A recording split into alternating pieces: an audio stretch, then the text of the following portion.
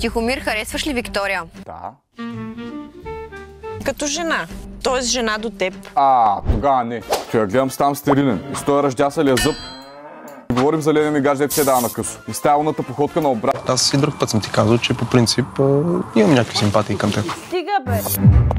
Някой има ли успокоителни? Аз съм шок. Искам инжекция. Горната ми граница е 180.